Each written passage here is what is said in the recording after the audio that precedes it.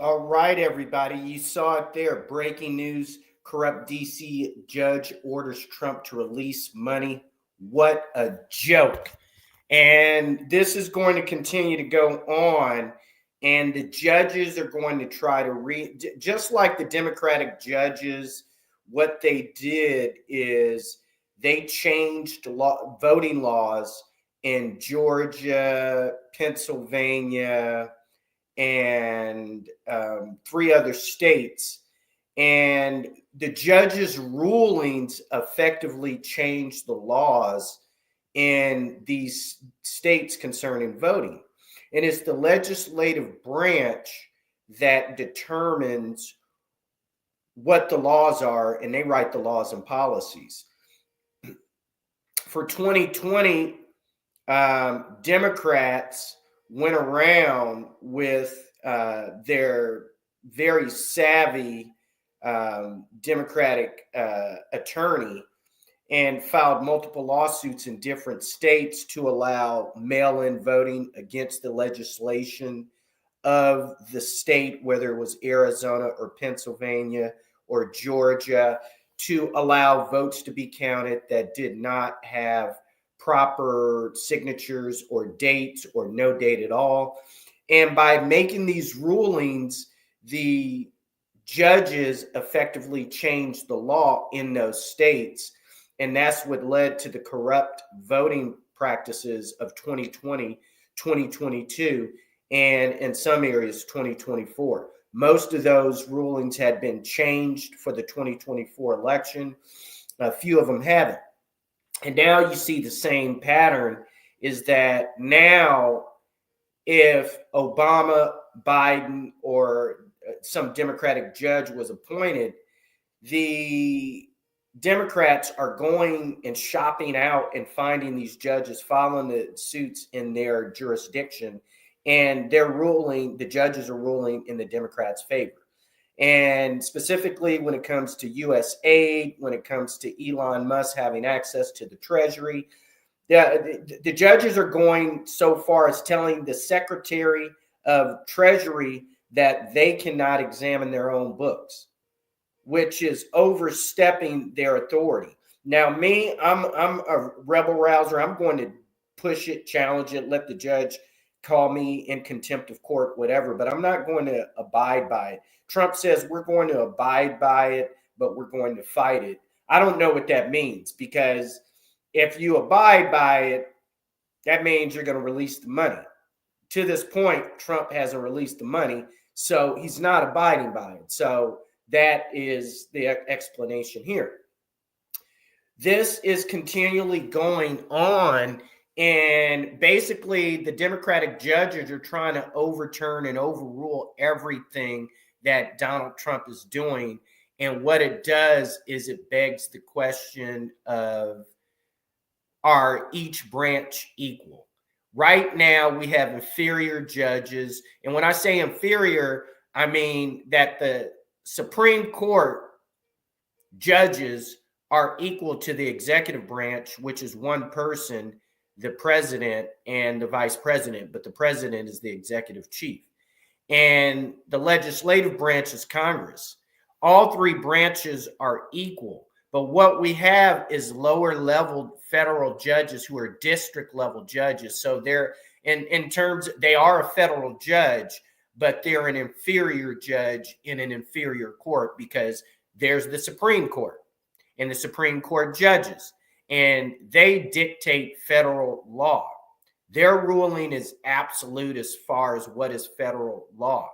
So we have these lower level inferior judges at the district level that are making rulings, and their intent is to force President Trump to have to, in the short term, release the money, go back on whatever decision he made, and take his decision to the Supreme Court. But now we have like 15 to 20 judges that are going against Trump. It's not realistic, and this is unprecedented, that 20 district judges would basically try to overrule whatever the president is doing, and thereby establishing themselves as dominant to the executive branch. And all three branches, the legislative branch, the judicial branch, and the executive branch, are equal. But the Supreme Court represents the judicial branch. These inferior courts with inferior judges that are at district levels, they are not equal to the president, but they are trying to overrule his decisions in ruling in favor of the Democrats. What I believe is going to be necessary, which is going to be messy, is to get around this. We're going to have to get rid of a lot of district courts. Like in California, that's a large state. So you have San Diego, that large population is going to need a federal judge. Los Angeles, that's a large population. You're going to need a federal judge. And then in between San Jose all the way down to Los Angeles, you have both Bakersfield and Fresno. You're going to have to consolidate the Bakersfield and Fresno federal court, district court, which is going to make it harder because people are going to have to travel farther. And then you get all the way up to the Bay Area. And so I believe there's a federal court in Oakland and also San Francisco. You're going to have to close the Oakland federal court, district court, and move it to San Francisco. And then the next one will be Sacramento. Then if you're from Sacramento to the Oregon border, you're just going to have to travel all the way down to Sacramento. But we're going to have to re-examine these district judges and their impartiality. They're not making judgments on good behavior, which means they can be removed. This is where I see all of this behavior going. As the president has commissioned Elon Musk and the Doge team to go through and do a forensic examination. Like no federal judges are complaining that Deloitte and Touche, or now they're known as Deloitte, no federal judge or the Democrats in general are not complaining that Deloitte is doing audits to every area of the federal government. But Deloitte can't even audit the Pentagon. Congress has not been able to audit Fort Knox. So even though these powers exist, every time Congress tries to visit Fort Knox, they're denied entrance. And that is why I've said for the last 25 years, one of my favorite jokes is that Fort Knox is empty. It's one of the highest, probably the highest paying security job in the world, and they deny access to even Congress. So they're saying they're denying anybody access to them. The president has the right to audit Fort Knox. I believe it's impossible. Well, anything is possible, but I believe that they're going to try to retrieve the gold bars, but you have to be able to measure the gold bars by weight. And how are they going to do that? So I believe they're going to try to pull a charade and bring in gold from other places. And then as soon as the audit is over, they're going to move the gold back to other places. So I believe what is happening right now is that I think Fort Knox is in Kentucky. Let's find out where it is.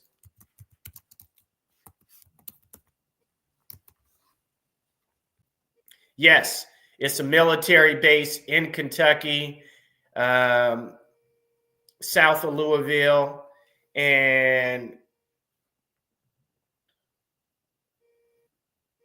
it was built in 1918. I think it's empty.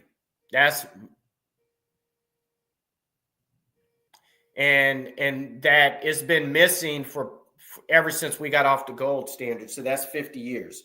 So once Henry Kissinger was able to convince Richard Nixon to get off the gold standard, that's when I believe they began to remove the gold bars. And I believe the families, the prominent families that are private owners of the Federal Reserve Bank have been involved in this, and their descendants have been melting down these gold bars. And so and that's what we get for not being on the gold standards. There's not much that can do there. So with that, I'm expecting in the next, it's going to take it 4 weeks, but I believe that Attorney General Pam Bondi and Kash Patel will be able to begin investigations into Jack Smith, Fonnie Willis, Letitia James, Alvin Bragg, the Southern New York judges, as well as other attorney generals that are a part of these schemes.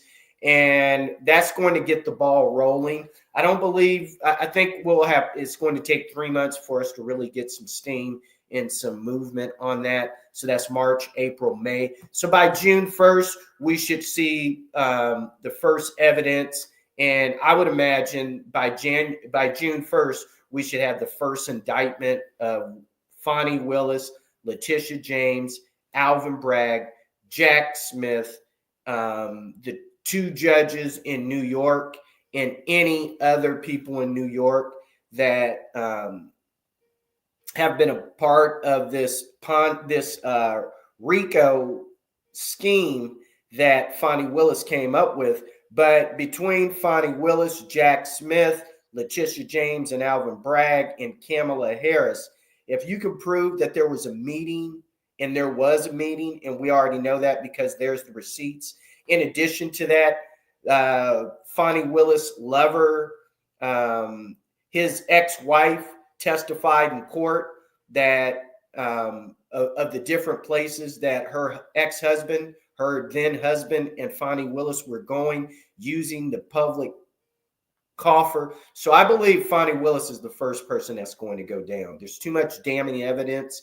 She is required to testify in court about her sexual relationship with this attorney that she appointed to go after Donald Trump and to prosecute all of these people on RICO charges. So he's going down.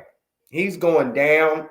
And because he's going down, he's most likely going to plea and give up Fonnie Willis. So at the end of the day, Fonnie Willis is doing 20 years on RICO charges. Her lover is going to be forced to give her up so he can stay out of prison. And then he's also going to reveal the meeting with Kamala Harris and Jack Smith in Washington, D.C. And that's going to also involve Letitia James and Alvin Bragg.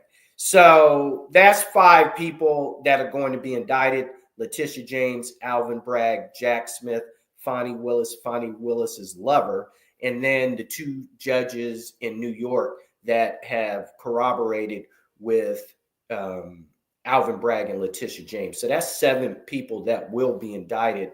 At least 4 of them are going to go to prison. And I believe just more of a can of worms is going to open up. In addition to that, Pam Bondi is saying she's going to release some names. That's a bunch of crap. You can't cherry pick whose name you want to release. And because there's too many people in Congress that went to Epstein's Island. 2 prominent people named Bill. One used to be the richest man in the world, and one used to be president. So those people are going to be implicated. And then all of the Hollywood elite and millionaires and billionaires of the United States. So why is she doing this? I understand that President Trump wants Pam Bondi to take a look at that Epstein list. But what can you do with that list? That list is too expansive. It has too many people involved. And more than 50% of those people on the Epstein list are also tied to P. Diddy's parties. So, and this is funny. Dave Chappelle had a great joke. And this goes back to what Fonnie Willis is talking about, RICO charges. Right now, P. Diddy is sitting in jail right now, and he's been indicted under RICO charges, and he's by himself. How can to do racketeering, you need to conspire with other people. How can he conspire with himself? And that means that the FBI had knowledge of what was going on and they're protecting somebody else. The CIA also knew about this and they're protecting all these other people. So what has happened is the reason why FBI raided P. Diddy's house is because members of Congress and elite people in Hollywood also started calling in and giving tips because they didn't want to be implicated. So now FBI has gone into these different homes, grabbed these tapes, and now they have, Hunter Biden's probably on one of these P. Diddy tapes for all we know. Okay. But definitely, like if Obama was partying with George Clooney, and then George Clooney later on wrote this letter editorial to the New York Times saying that Joe Biden wasn't capable and competent enough to be president. That means that they were all conspiring and discussing what to do about Joe Biden. And if that's the case, that means that a lot of these people that were at George Clooney's party were also at P. Diddy's party. And a lot of those people that were at George Clooney's party were at P. Diddy's party, and they were also on Epstein's Island. So there's a long trail of breadcrumbs that's going to bring in a lot of people. And I believe at the end of the day, everybody's trying to throw P. Diddy under the bus so that he could be the fall guy. But there's hundreds of names involved. And Pam Bondi, like if you try to prosecute P. Diddy without taking down all the people that are in those videos, along with the women that supposedly brought these, because there's the case there. Supposedly all these women were said, I was invited to a P. Diddy party and I didn't know that I was chosen to participate in sexual activities and stuff like that. So given that, these women are going to have to implicate other women who approached them on behalf of P. Diddy to bring them to P. Diddy's party. So all these women that went out on the street and spoke to these women and offered them to come to P. Diddy's party, they're going to have to go down. And then all the people who were in pictures attending P. Diddy's party, they're going to have to go down. And I believe that's hundreds of people. And Pam Bondi is going to have her hands tied behind her back. She's not going to be able to do that. And so the end result is, regardless of what you and I think, regardless of what may physically and really exist there that may be against P. Diddy, it involves so many hundreds of other people that if you try to prosecute P. Diddy without taking down all the women that were involved in inviting the women to the party, as well as taking down the people that were in the videos that the FBI confiscated, then the African-American community is going to go on a riot in the streets, and we're going to have a Watts riots nationwide, because then it's just one black man going down for the crimes of hundreds of people. And half of those people at least are also tied to the Epstein files and Epstein's Island. So with that, that's my analysis of the situation. At the end of the day, these corrupt judges that are ruling against Donald Trump are going to lose. Therefore, Donald Trump has no vested interest in releasing any of the money and complying with any of the judges' rulings. And just it's in Donald Trump's interest to just hold on to the money until he can escalate it up to his case to the Supreme Court, but not to release any funds. So with that, this is the Crypto Kid out of here like last year. You like my do? I'm doing cat in the hat. I just washed my hair, so it's still wet and everything. Tomorrow I might have my hair down. Take care.